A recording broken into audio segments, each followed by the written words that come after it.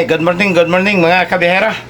So, nandito na naman po tayo sa ating munting kusina at alas 10:45 na po ng umaga. So, dapat maghanda na po tayo ng ating maiuulam para sa tanghalian mga kabihera.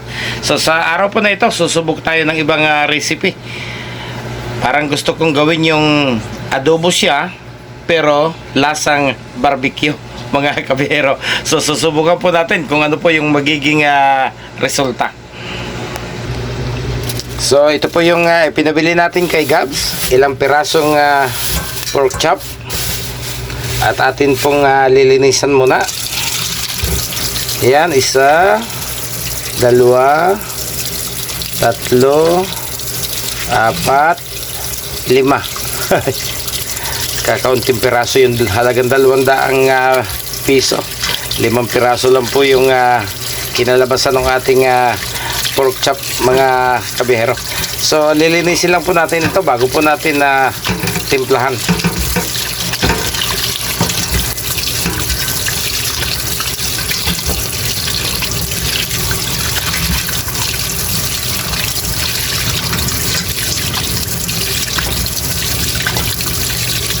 Okay mga kabihero, ayan, ito na po yung ating lilinis na pork chop.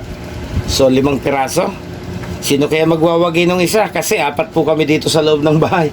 Okay, ang una po natin gagawin, ibababad po natin siya sa Sprite. Ayan, may binili po tayo dito ng Sprite. Pinaplastic na lang natin. Nakakatamad magsauli ng bote. Okay, lagay na po natin yung ating Sprite.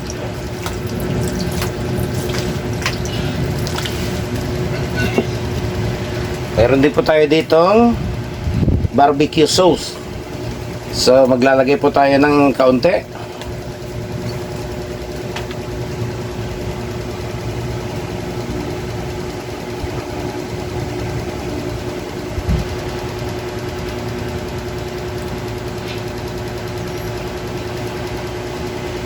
Okay. At meron din po tayo ditong inihandang paminta, sibuyas, bawang, at siyempre may seasoning mga kabihero. So gagawin po muna natin to. Okay, ilagay na po natin itong ating paminta powder para hindi po natin makakagat.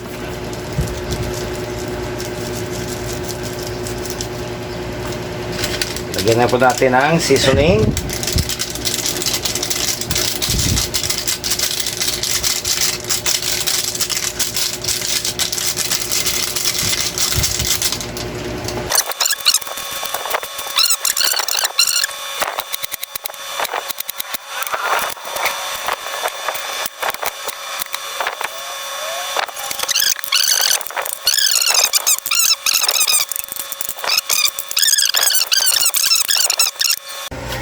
Okay mga kabihera,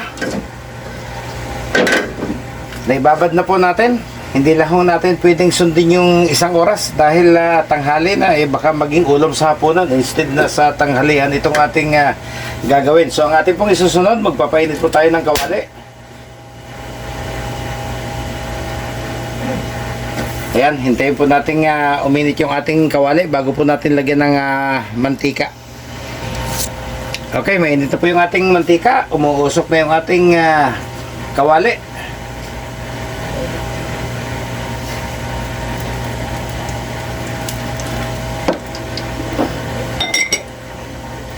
So, ang proseso, ipiprito po muna natin yung pork chop.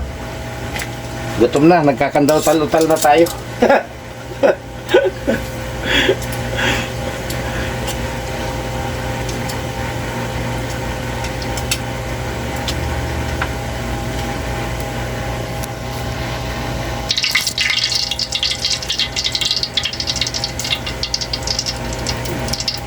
Ayan, mainit na yung ating mantika. Ilagay na natin yung unang salang.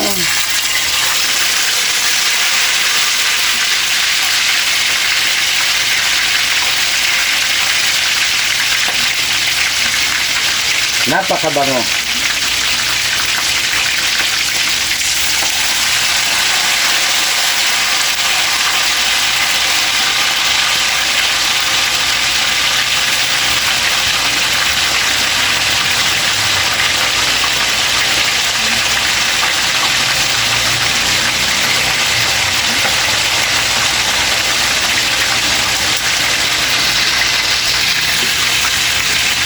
Okay, balik na rin na po natin. Ang mahalaga lang po, mapapula po natin yung karne katulad nito. Ayan, oh. Parang golden brown siya. Ayan. Pagkatapos, uulitin po natin doon sa lahat ng piraso ng karne na isa lang na katulad nito.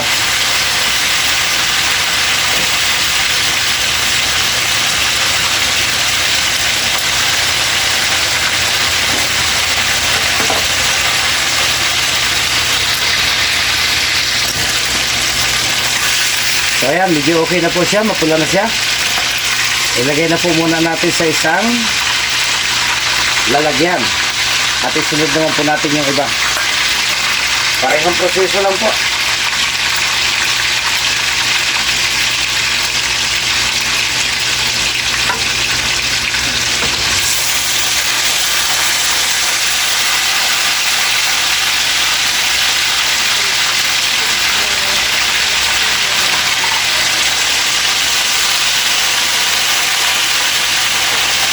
Ayan, pagsabay-sabayin na natin. Kakasya naman yung 3 piraso.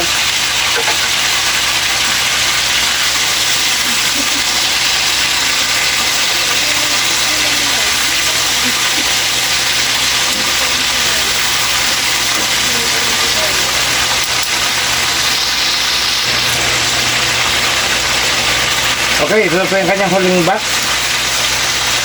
Ang ganda ng kulay, parang inihaw na po siya. Ayan. Ayan. So, patayin po natin yung apoy. At tanggalin po natin yung kanyang karne.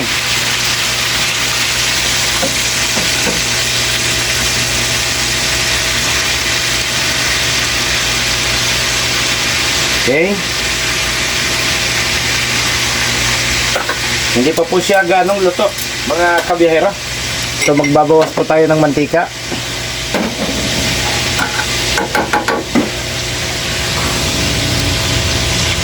Simpleng-simple lang po siyang gawin.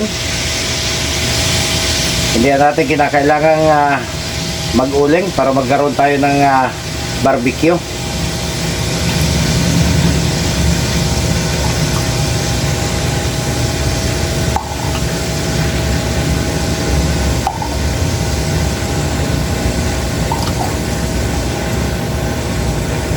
Okay, magtira po tayo ng tansyadong dami ng mantika. Buhayin po ulit natin yung kanyang apoy. Banayad lang. Ilagay po natin yung kanyang sauce.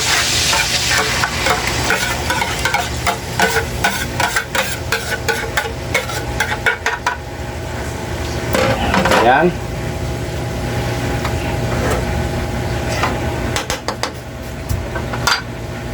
Pagkatapos, ikabada po ulit natin yung ating bahagyang prinitong pork chop. Pork chop or limpo, o pwede. Yan, balik po natin ito. Kasama na po nung kanyang sauce.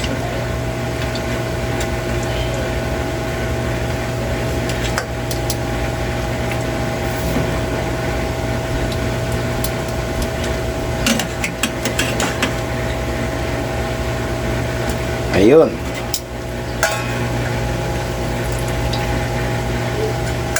So yan po yung magiging paraan ng pagluluto, mga kabihero. So alalay na lang po ang apoy para maluto po ng husto yung ating meat.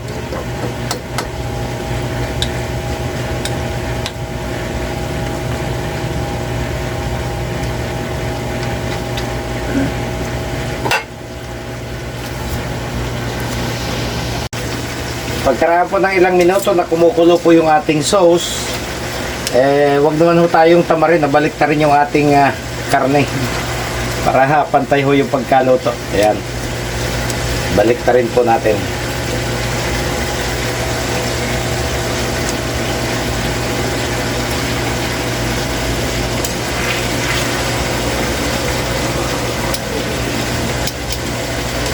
Pwede po nating takpan para mas mabilis.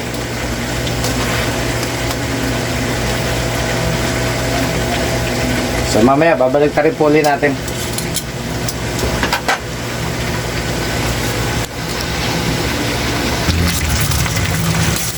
So ayan mga kabihero, nakikita nyo po, napakasarap na pong tingnan ng kanyang kulay. Oh.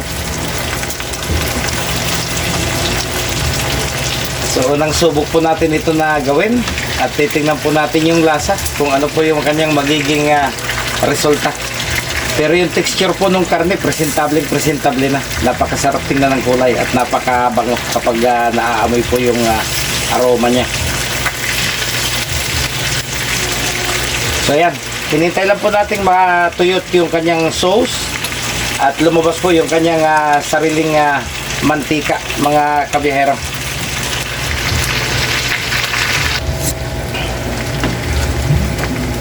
Okay, tanggalin na po natin. Ilagay na po natin sa isang lalagyan.